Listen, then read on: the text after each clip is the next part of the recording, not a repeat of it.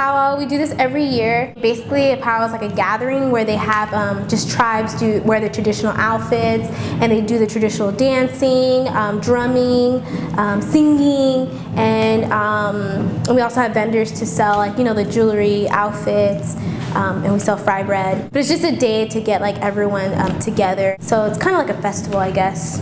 PowWow is an intertribal event, which means it's not particular to any one tribe. Everybody's welcome, but it's where the singing and dancing is a particular style, though, from the plains, southern plains and northern plains. And it is a social event. It's a way for people who live in Los Angeles to get together. There's about 200,000 American Indians in Los Angeles County alone, and powwows are a way for people who closely identify with their native cultures to gather and spend time together celebrating that culture. And it's also a way to introduce young people to that culture, because you'll see young people on the drums, young people dancing, and they're just learning.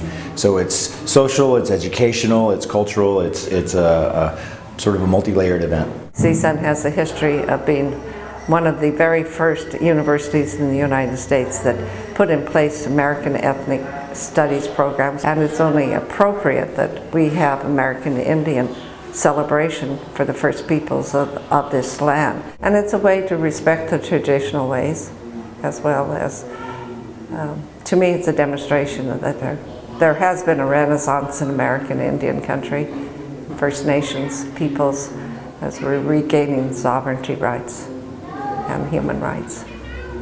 I've always had an interest in American natives, and I'm actually taking a couple of Native American Studies classes this semester, and I did really have an interest in seeing what a powwow is like held at a school. I've been to others held on reservations and really large scale, and I didn't know that CSUN had their own powwow. So I really wanted to come out and see what it was like out here, and it was really fun. The dancing along with the music and the drums is amazing, and it's really great to see full spectrum of the generations. You have the little kids here that are coloring and getting into things, and even dancers. There's a lot of really young dancers, which is awesome to see, and then it goes all the way up from teenagers to young adults to the elders, and it's just everyone's involved, so it's really awesome.